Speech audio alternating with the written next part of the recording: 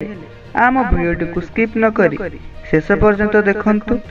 जदि आपण आम चैनल रे नुआ छंती चैनल को सब्सक्राइब करी ऑल नोटिफिकेशन ऊपर क्लिक करंतु। आपण केबे चिंता करिसंती कि जदि आपण किछि काम रे रास्ता रे जाउछंती एबे आपण हठात तळे टंका पडिथिबार देखुछंती तेबे एहार अर्थ कोन? जदि आपण एहार अर्थ जानिबे तेबे आश्चर्य होई जिवे। तेबे आसंतु जानिबा रास्ता रु टंका पाइबा शुभ ना अशुभ। आमे बुलुथिबा समय रे रास्ता रे हठात टंका पाइथाउ। एहा समस्तक सहित घटे नाही, एहा थरे थरे घटे।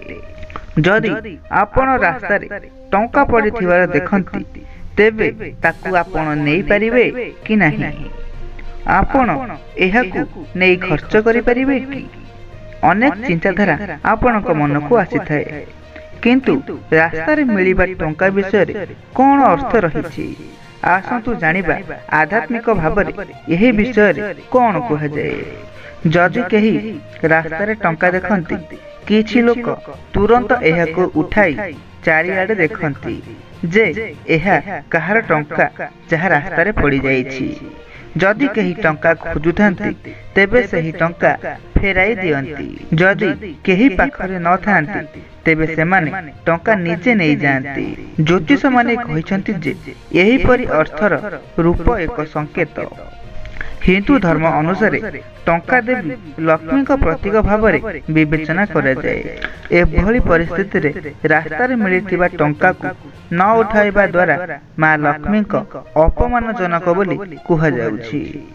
सेथिपाई रास्ता रे पड़िथिबा टंका को असम्मान करिबा उचित नुहे बोली कुहा जाए।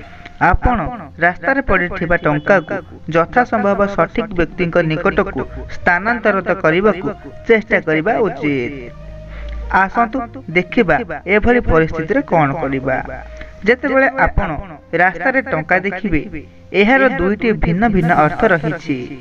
जेतेबेले आपण घरु बाहर को जांती किंबा घर को आसीबा समय टंका देखंती, जदि आपण घर छाड़िबा समय टंका पांती तेबे एहाकू निज ऑफिस रे रखंतु किंबा एक मंदिर रे दान करंतु, किंतु सही टंका केबे भी खर्च करंतु नाही। जदि आपण कामरु किंबा अन्य किछि गुरुत्वपूर्ण कार्यरु घर को आसंती तेबे रास्ता रु पाइथिबा टंका को निज पाखरे रखंतु। तथापि मन रखंतु जे आपण एही टंका रोजगार करि नाहांती। जदि अन्य केउठारु टंका घर को आसे तेबे अनावश्यक खर्च वृद्धि पाइबो। जदि आपण पसंद करंती आपण मिलुथिबा टंका को एक डायरी किंबा एनवेलप रे रखि परिबे। साधारणतः ज्योतिष शास्त्र अनुसार जदि रास्ता रे टंका देखंती तेबे एहा एक बहुत भल संकेत भाव में विवेचना करा जाए। कारण ज्योतिष शास्त्र रे देवी लक्ष्मी को अन्य एक रूप भाव में विवेचना करा जाए।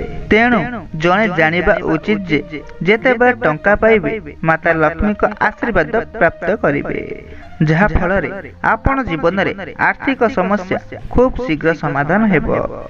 जदि एही भिडियोटी आपण मानको भल लागि थाए भिडियोटी को लाइक शेयर कमेंट करंतु। जदि आपण आम चैनल रे नुआ अछंती चैनल को सब्सक्राइब करी ऑल नोटिफिकेशन ऊपर क्लिक करंतु।